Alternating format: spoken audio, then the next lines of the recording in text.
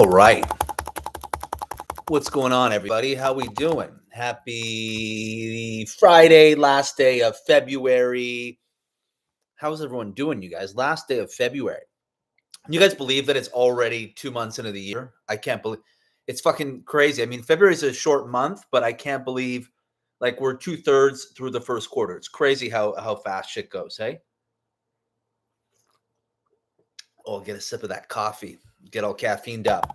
Um, Thanks for joining me, you guys. Who's here watching? Who's here tuning in? If you're watching this live, if you're watching the recording, if you guys are watching this live, say hello in the chat section. Let me know your name and where you're tuning in from. I would love to hear or see who is watching this live, who is tuning in. Obviously, if you're watching the recording, you won't be able to. You won't be able to engage with the chat section. But if you are here live and you feel comfortable and you feel inclined, I would love to hear from you in the chat section. So feel free to pop in your name and where you're tuning in from, where you're watching this from. And guys, if you haven't already, I would love it if you guys would be so inclined to subscribe to my channel so that you can be notified when we go live and you get that little ding dong in your inbox. I don't really know how it works, but whatever, you get notified when I drop new content, when I go live like this. So if you would be so inclined to subscribe to my channel, be greatly appreciated. Yeah, so feel free, guys, again, and any questions, anything alive in your space, feel free to include that in the chat section as well. I always love to engage with people in the chat section, to hear what people are saying, to hear what people are working through. So feel free to drop into the chat section. I always love that engagement and love to sort of riff off what people are saying, what people are talking about. Excuse me, guys, while I get sips for my coffee here. Okay, so last day of February here. So today we were going to talk about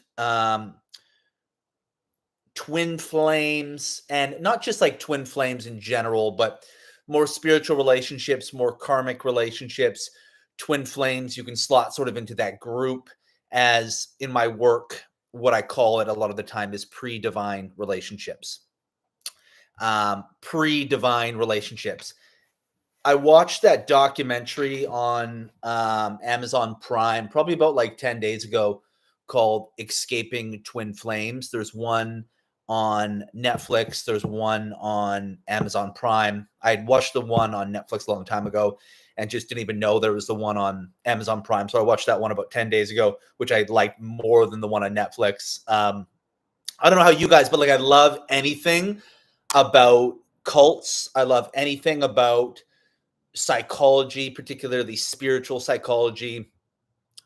Just seeing sort of how, like, I love looking into the psychology of cult leaders, of people who kind of lead and manipulate communities. I'm so fascinated by that psychology. Same reason I'm super interested in true crime. I love the psychology of what makes a serial killer, of what, makes a criminal, all these different things. So I'm really into those sort of things. So anyways, I watched that documentary around escaping twin flames, and obviously it's just fucking hilarious. But so I kind of want to use that as a jumping off point, that we're going to talk about this idea of like a pre-divine relationship. Like what is like a pre-divine relationship? And so, some people, for example, people sort of in the spiritual community can be like, we can see sort of twin flames as this perfect sort of spiritual salvation. In a lot of camps and communities, and a lot of way that people frame relationships online, they're framing them through like a twin flame archetype, right? Twin flame's really a big thing. And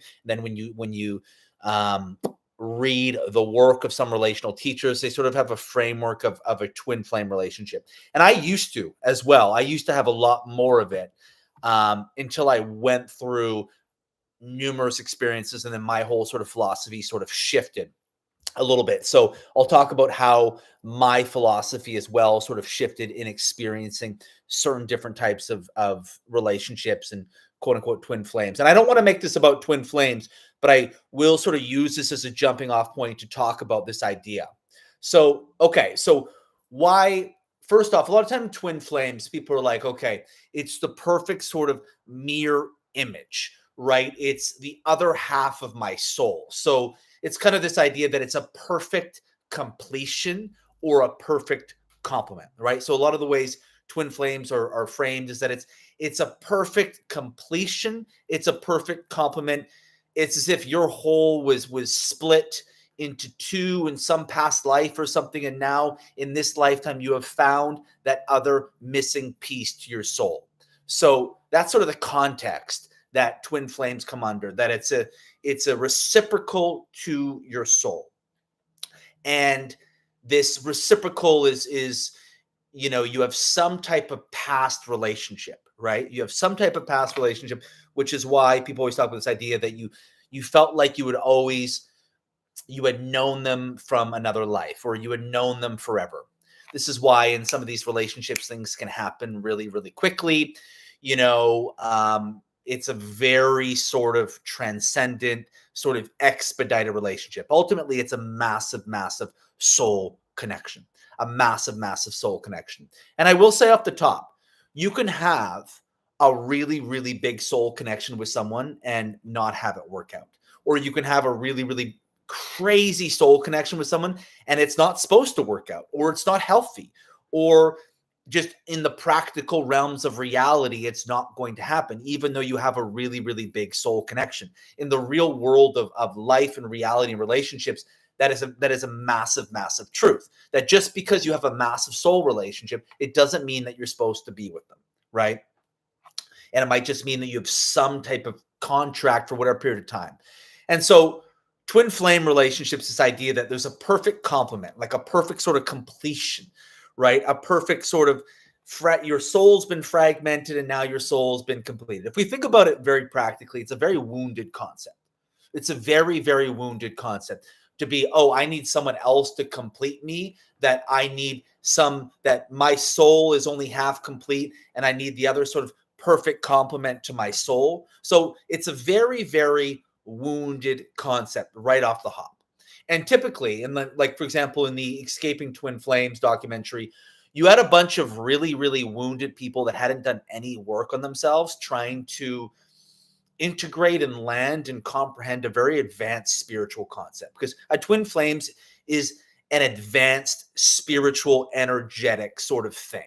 It's an advanced spiritual energetic thing. And like this documentary that it showed, it's a bunch of wounded people that haven't done any work on themselves, that aren't the smartest, that are now talking about being with their twin flame. And that's just a recipe for disaster, because you're dealing with a very advanced spiritual thing and a bunch of people who are really wounded, people who are really traumatized, people who are really, really vulnerable, people who are really, really searching, that now become sort of predicated and are sort of vulnerable to the manipulation of someone who's a sociopath, right? So that's basically what was happening in this scenario, right? And most gurus and cult leaders, they're incredibly dangerous and they prey on people's vulnerabilities, and they're usually narcissists, and they're really, really good at manipulating and just preying on vulnerability and taking advantage of people that are in very sort of fragile psychological, emotional, energetic states.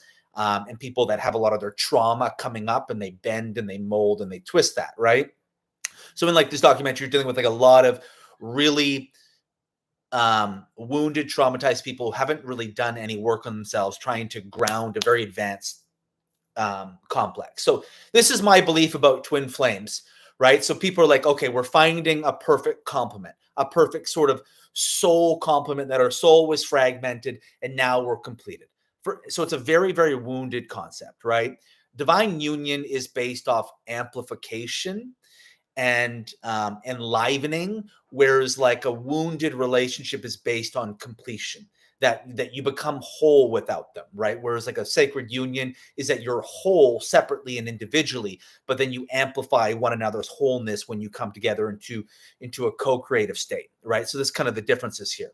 And so typically twin flames, or just other karmic relationships in general, what I always talk about, they represent you're finding karma from a past life, or you're finding karma from an ancestral contract. So we're dealing in either the past life world or the ancestral world, right?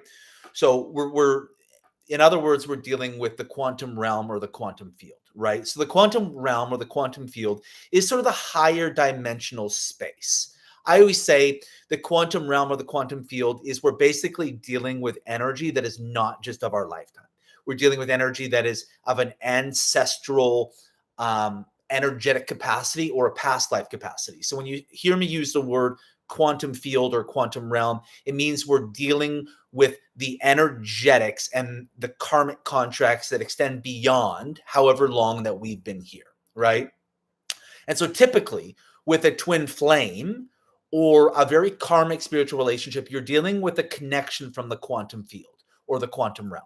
Means the energy is beyond your lifetime, which is why they're so dangerous, difficult, and they're so powerful, right? You're dealing with an energy that is beyond this lifetime, right? So typically what happens when you meet someone, and twin flames like comes on a pendulum, right? For example, twin flames can end up together, but I would say that they probably fall on a pendulum or spectrum that is maybe not as severe, right? So it's kind of like, it's like for say someone's an addict, like there's like a spectrum of addiction, and then there's a spectrum for twin flames, right? And typically, if we're dealing with really severe twin flames, it's really hard, basically impossible to actually be with that person.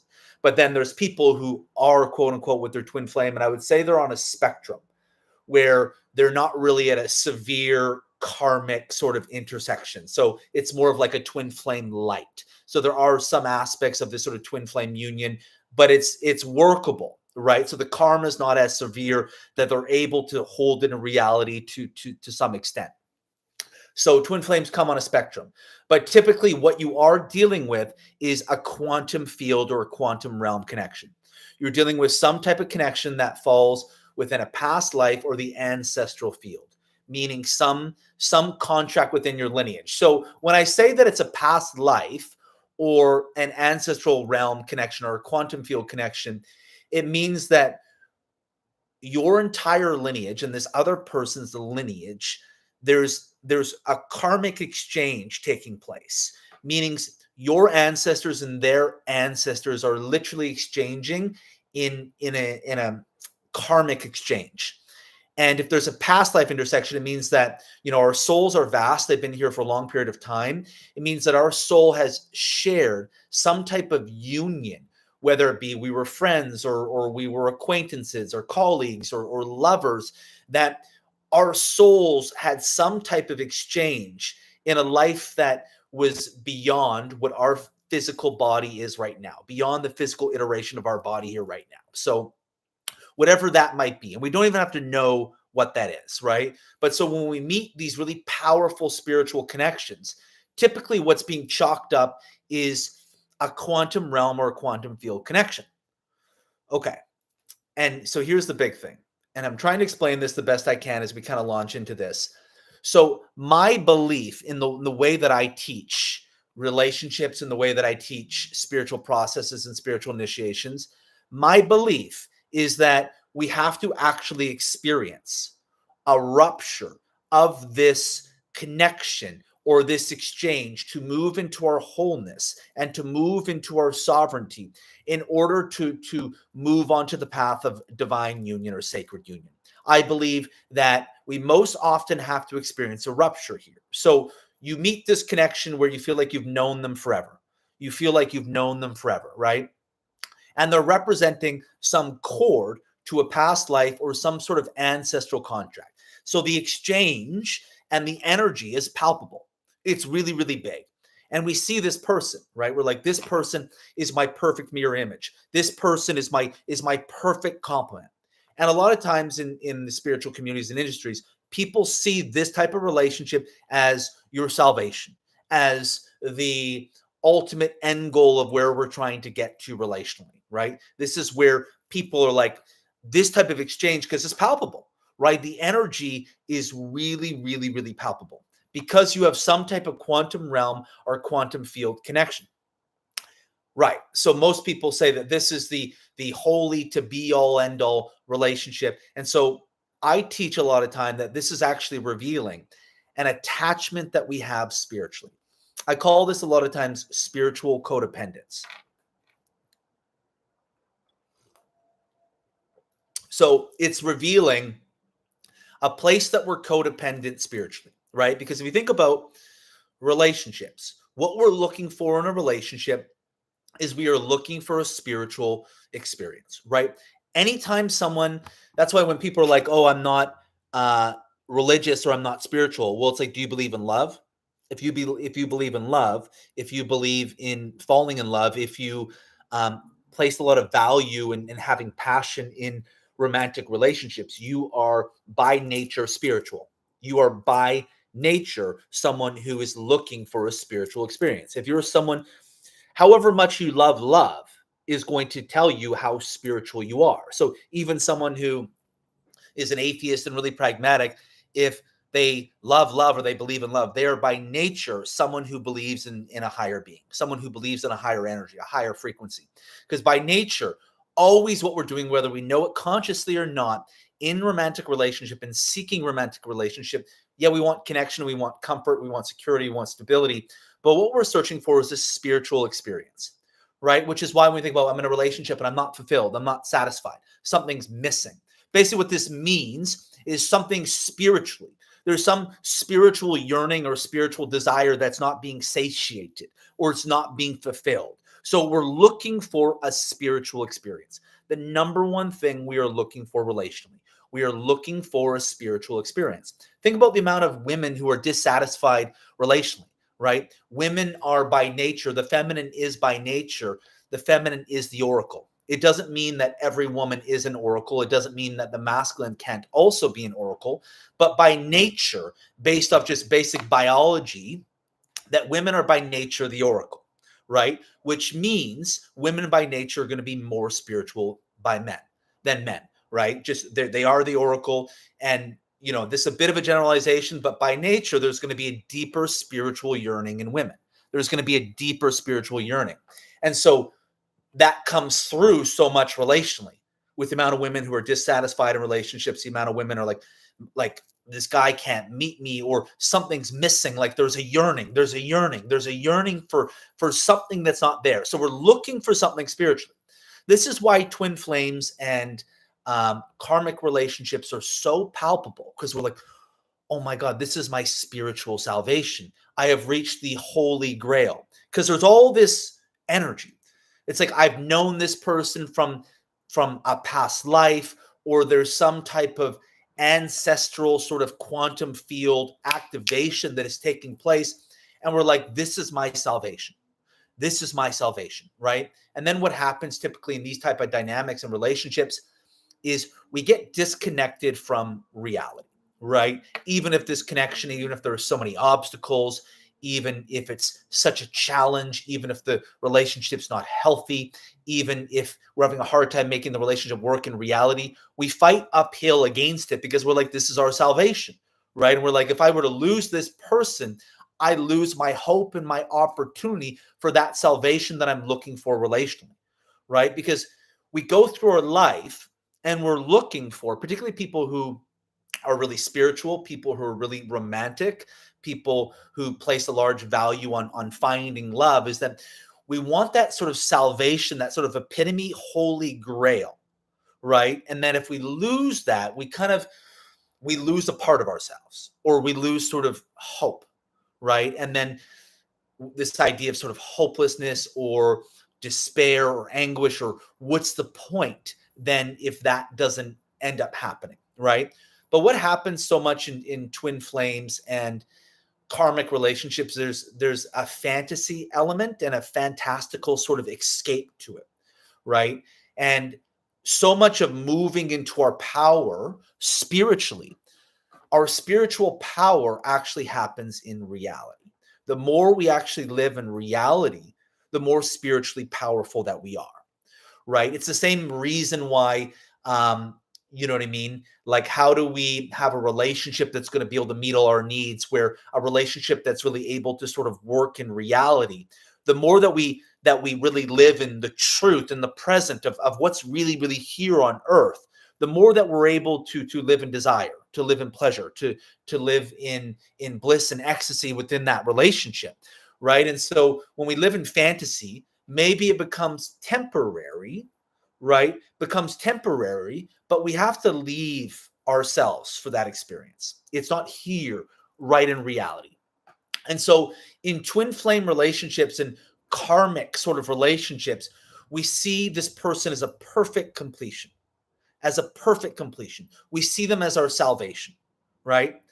But divine union and sacred union is predicated off the integration of your wholeness. And when I went through the breakup 2 years ago of like a twin flame type relationship, we were lovers in a past life, all this stuff. It was the experience of like everything that I thought was real and true was no longer real and true. And I was like, I had no idea what my work was going to be as a teacher when that eradicated. And I thought it was the end of spirituality. I was like, God, I don't believe in you if this doesn't work, because everything was like, yeah, this is your salvation. This is your completion. And what I've since realized, since the rupture of that relationship and the untangling over the last couple of years, the end of her was actually the beginning of God. And that I went through that to actually be ingrained a prototype in my body of what we need to do to move into a space of wholeness within ourselves in order to move on to this sort of divine union or sacred union timeline. Because your sacred union or your divine union is going to be predicated off your sovereignty, your wholeness, and how you can harness, hold, and embody your spirituality here in reality. That you don't need to go to some ceremony or some escape to create a spiritual experience.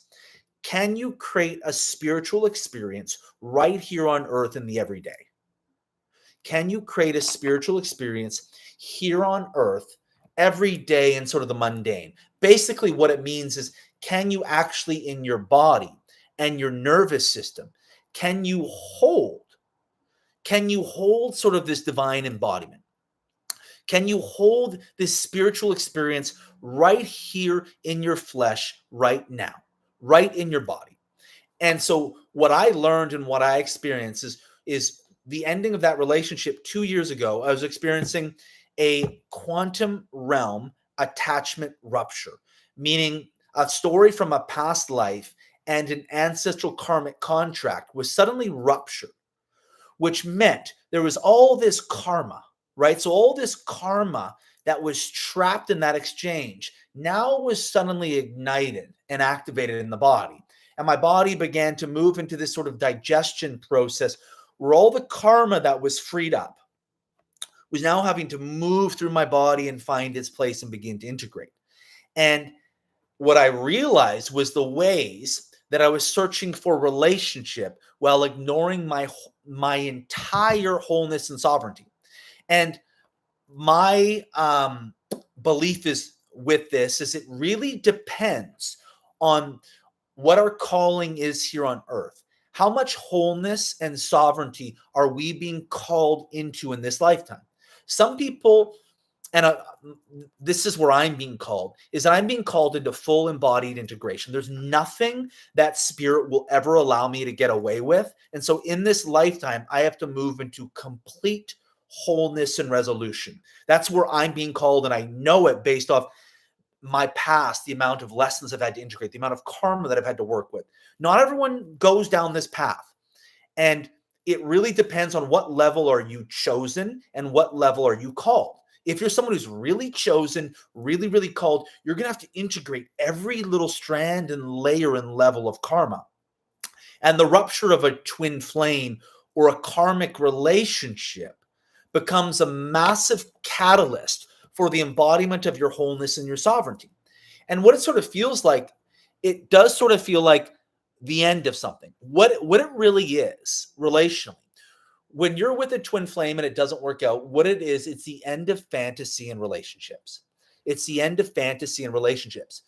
What you're going to have to heal is the inner love addict, the part of you that uses relationships for some escape of yourself, the part of you that uses relationships to ascend into some disembodied spiritual experience that's not really integrated here on earth. And so usually when a twin flame or a karmic relationship or a quantum field attachment rupture takes place, again, a quantum realm or a quantum field attachment rupture is you're dealing with energy beyond this lifetime, which is why these relationships are so hard to let go of for two reasons. We feel we're losing a part of our soul. We can anticipate the amount of pain that's going to come with the release and the letting go because we're dealing with energy beyond our lifetime. Meaning, when you let go of this relationship, you're going to have to heal the karma from a past life, and you're going to have to move so much ancestral energy through your body. When this relationship ruptures, you're going to have to move so much ancestral energy through your body.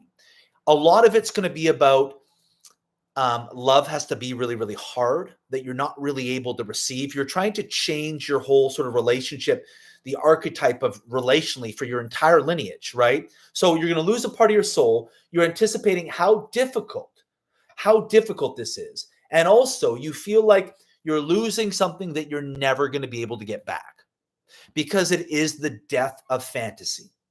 When that twin flame or that karmic relationship ruptures, it is the end of fantasy and relationships in your life. And on a very practical reality, you're going to have to deal with all the ways that you try to ascend into fantasy in relationships, all the ways that you don't live in reality relationally, all the ways that you use relationships or you use sort of the dopamine hit of sex and love and connection and approval and validation from the opposite pole, how you use those aspects to avoid parts of yourself, how you avoid parts of your own sovereignty and wholeness, right? And so then as this quantum realm rupture happens, now what takes place is you're beginning to move into a resolution, a resurrection of your own sovereignty and wholeness at an ancestral quantum level relationship or embodiment, right? So now the ancestors are having to be resolved through you. This relates to your individual path and what you need to do as an individual person. And then what's going to happen when you eventually meet someone else who's on a similar path and you move into co-creation. So I believe, and this is my strong belief, that what I've had to experience through my work is that we typically have to experience some big rupture of some quantum realm connection as a prerequisite in order to move onto a sacred union timeline. In order to move onto a sacred union timeline. Because you think about sacred union, what's the very practical prerequisite for sacred union? It's individual union within yourself, right? It's a level of union within yourself. And so the level of sacred union that we're going to be called for is going to be cultivated by whatever God's calling for us is on our path of individual union within ourselves, right? This is why I always talk about whatever we're destined for is going to be proportional to whatever initiation we're being brought down, right? So you can think about our relational destiny or our sacred union, the archetype or prototype that we're moving towards is going to be predicated off the work that we're being called to do to move into our individual wholeness. And this twin flame or these karmic relationships, they become the quantum realm or the quantum field rupture that basically becomes the death of fantasy, the death of the inner love addict, ways that we're avoiding our wholeness. But more importantly, now there becomes a massive timeline collapse from the ancestors that come through us. And now we're trying to find this resolution between our lineage in our body so that we can move into this quantum sort of wholeness, where we can find a wholeness through us that actually resolves a lot of the karma of our lineage, of the ancestors that came before us. And my belief is that these type of unions are the energy that is trying to heal the balance between masculine and feminine here on earth. Because what happens is when you move into that level of wholeness or unity within yourself, you've essentially received a code, right? You've received a code, right?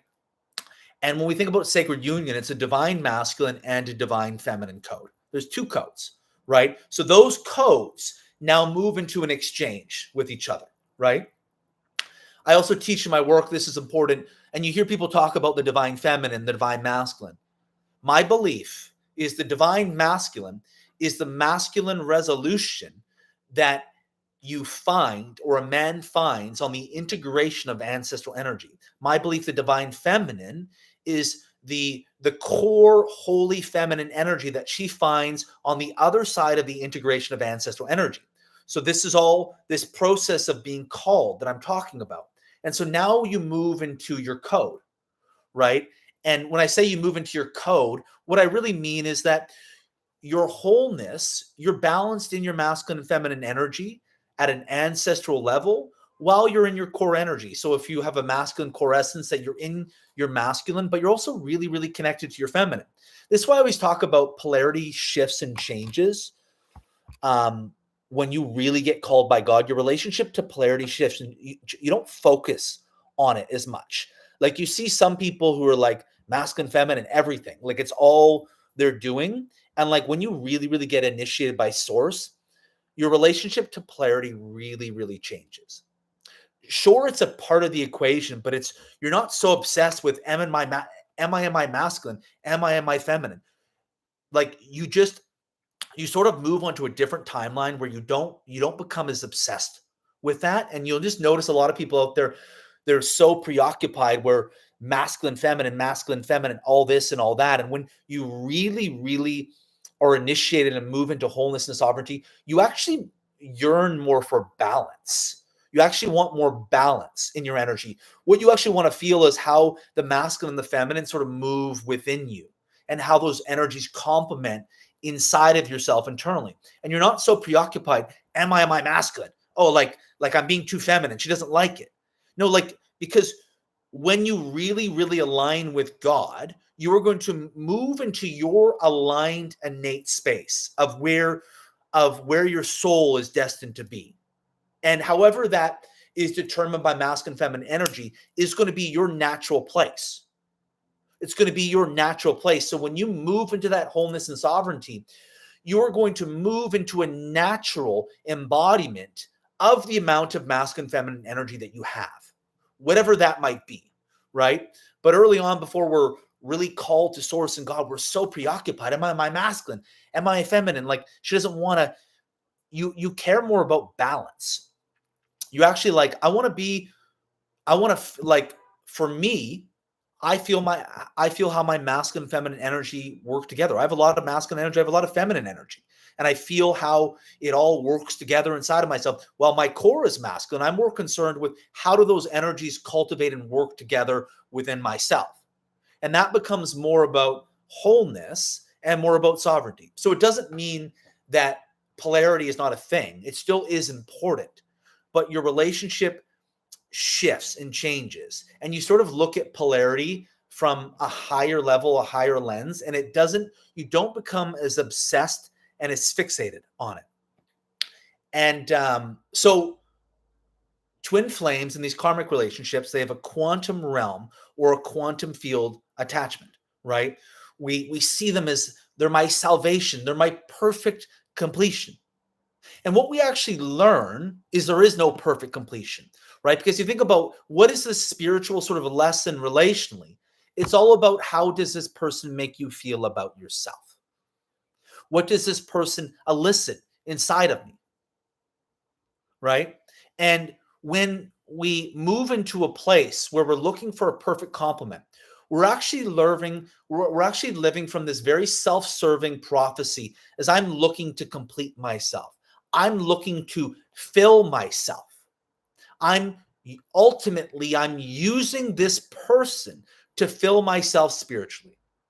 Union is where that we are full spiritually, and we want to create a higher exchange of amplification and co-creation with another whole sovereign being. And so It's taken two people who have moved into this wholeness and embodiment. And my belief in my work is that this happens at different levels for different people, depending on whatever our path is and whatever we're called here for, right? Some people will end up with their twin flame. And like I said, they probably don't have a super karmic twin flame relationship, meaning a lot of times in twin flames, there's a lot of ground we have to travel. There's a lot of practical incompatibilities. And like the thing about twin flames is that this massive soul relationship ignores practical alignment, right? So when we think about really powerful soul relationships, what's happening is we're being dominated by the soul connection. And what happens in a sacred union and really healthy relating is that we're balancing a powerful soul relationship with practical compatibility. Like, how do we work and co-create here on earth and in the reality, right? But in a very karmic relationship or love addict or fantasy relationships, we're just concerned about like soul activation without the practical reality, which is why this rupture of this relationship, this twin flame or this karmic relationship, now the grieving process is you're having to grieve fantasy. Ultimately, what you're having to grieve are all the ways that you have looked for some amplification or elevation to avoid the reality that you live in. And so now the work is you have to deal with your reality. Every single piece of your reality where you look for relationships as an escape at whatever level you're not whole. And if we're dealing with a really quantum realm breakup or a quantum realm attachment rupture, now you're having to deal with all the grief and all the pain of the yearning and longing that moves beyond your lifetime. And so all the energy that moves beyond your lifetime is now integrating through you, coming down through your crown. So what you might notice is there's a huge activation in the crown. When you go through a really difficult breakup where you had this massive soul connection, what you might notice is that your crown gets blasted in the letting go and the surrender. Because here's another thing. Your crown chakra, the top of your head, is your connection to the divine, your trust in the divine. Ancestral energy always enters through your crown. Ancestral energy always enters through your crown.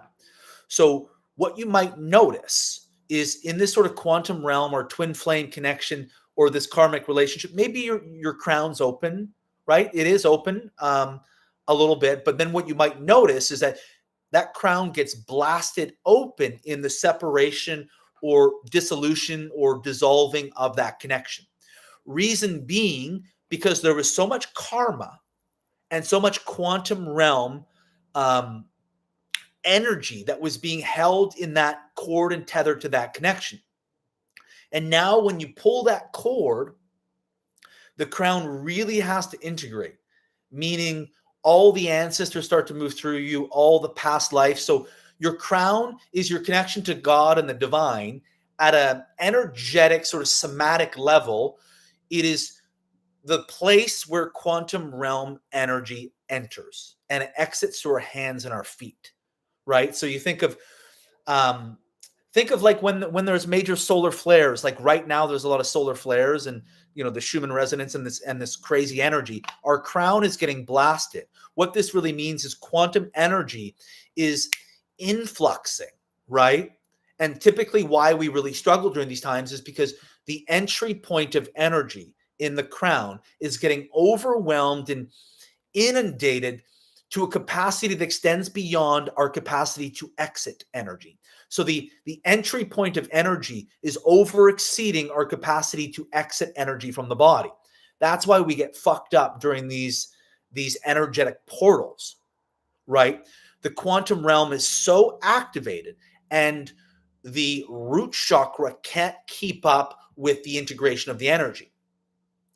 And so the work in this is, okay, how do we create more foundational support for my nervous system and my capacity? How do I continue to open the root? Our root chakra is going to be related to your core trauma, right? To the core identity that you found value in your family system. And so if if our root is really blocked, then it means our core trauma really hasn't even begun to integrate, right? But if we're able to hold a lot more of this higher dimensional energy, it means that our core trauma and the core foundation of the system is able to support the integration of the energy a lot more. So when you go through the dissolution or breaking down of a quantum realm romantic relationship, your crown is going to be blasted wide open in a way that your root chakra won't be able to digest the energy. Now it becomes another initiation. And typically, like, initiations become, the way that I would break down an initiation somatically is that your entry point for energy, the crown, is being overwhelmed in relationship to your energetic exit point in your feet and your hands. In your feet and your hands. So there's too much energy coming and not enough energy leaving, or not enough energy leaving, moving, and integrating. And so when we go through all these microcosm initiations or portals that last a few months, it means there's an energetic dump that's over exceeding our capacity to integrate, right? So that's what an initiation is at an energetic and somatic level. And we typically, when we go through a really big initiation, it's a massive, massive dump, and it might even take years to integrate the energy. Then we might have these smaller initiations that last weeks or months, or become little portals where we go through different breakups, and now we engage in this process. But what I've learned now is that, and this is why I say twin flame or pre-divine relationships, because I feel people who talk about twin flame archetype relationships, or a lot of people who talk about sacred union and divine union, are filtering the archetype relationally under what I call a pre-divine concept, which means that the connection hasn't experienced a quantum realm rupture. So there's some type of karma being activated from a past life or an ancestral realm that hasn't integrated, right? That hasn't integrated. So the field is like this. And so essentially what I mean by that is the connection is predicating off some aspect of a lack of wholeness or sovereignty within ourselves, some type of fantasy. Like you'll hear people talk about, I met this person 2 weeks after my 5-year relationship ended. And I'm like, that's not sacred union. Like, that's not divine union. It's like I was heartbroken and grieving. And then I met this person and we were married like a week later. It's like, a lot of these concepts, these sort of frameworks of, and believe me, I've experienced all those types of relationships. And what I've learned, what my process was okay, Jamie, you have to experience this karma integration because you're part of a community that's here to bring a new archetype relationally, but you have to be able to do that wholeness or that sovereignty work to integrate this in yourself to create a new archetype. And there's waves of people that are creating this new archetype, but I think it's happening at different layers and levels. And so now I can really feel when people are talking relation, I can really feel when it comes from like a pre-divine concept, or these people really are in a divine sort of concept. And it's a really distinct difference energetically. One is like really, really holy, but grounded and sovereign, whereas another one feels really ungrounded, and it feels really sort of airy fairy, sort of, it's all just higher frequency without sort of these legs that really, really support it. And some people are able to make those work because their calling and their purpose is not actually to go through this other stage of integration. But I know for me that I had to experience that rupture so that relationally I could learn this and create this and help lead people who are going through this and whatever their path is, right? Because we all have unique paths based off our soul, what we're here to do, what we're here to incarnate and create in a physical form in the physical body. And so people who are also being brought through these processes and how this extends relationship, because our individual process is so much going to determine our relational process, right? Our relational process will become a complement or sort of a co-creation or sort of a compounded creation of what we're individually meant to go through, right? And so I believe the more that this wholeness is cultivated, the more ancestral energy that is resolved in your somatic body from your lineage, from your past life karma through you, the more that you go into an embodiment and creation of either a divine masculine or a divine feminine code, the more that you go into the embodiment of that, the more that the energy that you can proportionally create with someone else in sacred union is going to harmonize and rebalance the energies on earth. And I believe all these different karmic things happening, COVID, all these things, there's an energetic impact that's been happening of an imbalanced masculine feminine energy wise, right? We think about, masculine feminine energy, the imbalance. Like, you think about, most religion is very patriarchal, it's very masculine dominated with feminine subservience to masculine. And so I feel so much of what we're now trying to create is karma is trying to resolve to create more of a balance energetically, and we become the vessels and the vehicles for this reharmonization within our bodies and what we're here to do. And that's why when, like, someone who is a divine masculine code and someone who's a divine feminine code, and they come together and they co-create, and their energy is that clean, it creates a ripple of impact. It creates a ripple of impact in the collective that can be experienced, where, you're just around that couple and you're like, there's something fucking different here. There's something different here. It feels holy. It feels so clean and pure, right? But what happens, twin flames, they're pre-divine because they're predicating off some aspect of fantasy, some aspect of moving away from your own wholeness and sovereignty, and that you're actually using relationship for a spiritual escape, rather than we have to learn, how do I create an embodied spiritual experience here on earth through me right now? And then what happens is you meet someone else and you have this very intentional act of co-creation or intentional act of amplification. And now what happens is your love actually becomes more devotional, because your commitment is coming from a different place. It's not coming from an act of completion, but an act of, I want to be devoted to you because I know that I'm stronger with your energy than without. And you can really choose the energy that you want to exchange with very, very consciously. And a man's like, okay, I'm going on my mission, but this energy is so holy and pure with the feminine that I know the engagement with this energy and whatever my mission is going to be that much more empowering. And she's like, I've already opened and I'm all juicy and fucked right up to God. And I'm on my path, and I'm my heart is connected to my body in this frequency. But I know this energy here, he's going to take me deeper than I could on my own and take me to deeper heights of ecstasy. But she's engaging with it in a more intentional place. And now we can be devotional to the opposing pole. We can truly be devotional to the opposing pole. So typically, these twin flames and karmic relationships, they're revealing the ways that we're not actually devotional, the ways that we're actually in wounded exchange with our other pole, right? And they're usually revealing the ways that we're in a wounded exchange in a quantum realm capacity. Means something that's, for example, when I say in a quantum realm capacity, it might mean the ways the masculine and the feminine has exchanged throughout your family line. The ways the masculine and feminine has exchanged throughout your family line. So maybe, for example, maybe in your family line, men were emasculated by women who held resentment to the masculine because the masculine wasn't able to meet them in certain ways. And so now this is run through your lineage. And then maybe you meet a partner where you have a really powerful soul connection, but it sort of predicates off that same dynamic combined with a really massive soul connection. So now you have like ancestral karma and a massive soul connection. And it's so powerful. You don't want to let this go because you're losing your happily ever after. You perceive so. The ego perceives. You're losing your salvation.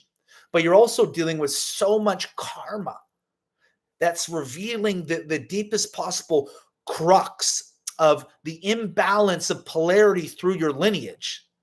And now when this resolves, or when this disrupts, or when the breakup happens, you feel like you're losing the greatest soul connection. Your ego is having to be integrated with source. Means everywhere that your ego deflates and inflates through a core sense of unworthiness. You have to meet and integrate every aspect. And all the imbalances of polarity through your lineage now have to integrate down through your crown. And you go into this somatic balance between the left and right sides of your body. In my work, I call this concept the cathedral. The cathedral is when you start to move into a balance between the masculine and feminine at an ancestral level in your body. And so I kind of teach the concept of the cathedral is kind of two cathedrals come together, right? The divine masculine cathedral and the divine feminine cathedral, they come together. And then this becomes a triangular relationship, which becomes sacred union or divine union. Typically, twin flames is like half a cathedral meets another half of a cathedral, and they're not fully in the wholeness and sovereignty. And they're like, oh my God, it's a bit more of like a wounded energy. And typically there's some type of karma that's being activated from some ancestral realm, right? And ultimately we're at some level using this person for a spiritual experience. Rather than knowing, the work becomes that we create that spiritual experience within ourselves, in our own body here on earth. And so as I move forward more in my work, it's going to be continuing to talk about the individual journey and then shifting into how that moves into the co-creation with another person called on a similar path. And we're going to talk more and more about these archetypes. And I know for me that I was brought through my process to be a part of bringing a relational archetype that is about having to resolve these certain quantum karmic connections. Not everyone's called here, right? Some people are with their twin flame and it's amazing, or they haven't had to go through this process and they're in a relationship and it's amazing and great and it's exactly what their soul's here for, and that is what their calling is, right? So it's all about understanding what ours is. And the really difficult thing is that whatever our calling is going to be proportional to usually what we have to integrate. And unfortunately, I guess, or fortunately, I know for myself that I have to like go into this level of integration that at times I'm so grateful for, and at times I'm like, oh my God, this is insane, that there's no level that I can avoid. And I know my soul and spirit is trying to move into a total resolution and wholeness and integration with myself. But in turn, that comes to building this archetype relationally and helping lead people that are also being brought down this path in some capacity, and being able to help structure and show people sort of what this path is. And so that's why this is why my belief that twin flames are pre-divine relationships, and a lot of really powerful spiritual relationships romantically also end up being pre-divine relationships. Necessary catalysts, awakening, aspects that bring up parts of our shadow, parts of our karma. But that now in the rupture and the dissolution of that connection, it becomes a portal for integration and this initiation to look at all the ways that we avoid reality relationally, all the ways that we outsource our wholeness relationally. And when you claim and really take stock in what wholeness means for you and your body in this lifetime, and you're moving down that path and you're taking responsibility, that's when you start to move into a space where relationally you're going to call in connections, people and spaces where you're really able to receive what you yearn for. And you're going to feel more freed up to be able to be devotional in your energy. And now the exchange becomes way more clean and clear, and you move on to the other side of karma. And then you start to move towards your sacred union and that relationship that becomes a space of true spiritual salvation, which is really a co-creation from two embodied beings of their own sovereignty and wholeness.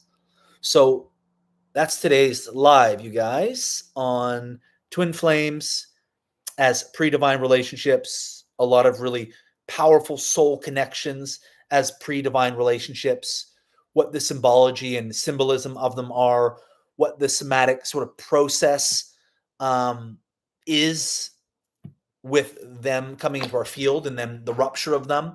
If you guys like this video, give it a thumbs up. If you Dig what I post about my channel, subscribe to my channel, send this to a friend who you think might resonate with what I posted. It was a lot of complex shit that we went into here. So for those of you who stayed the whole time, I really appreciate your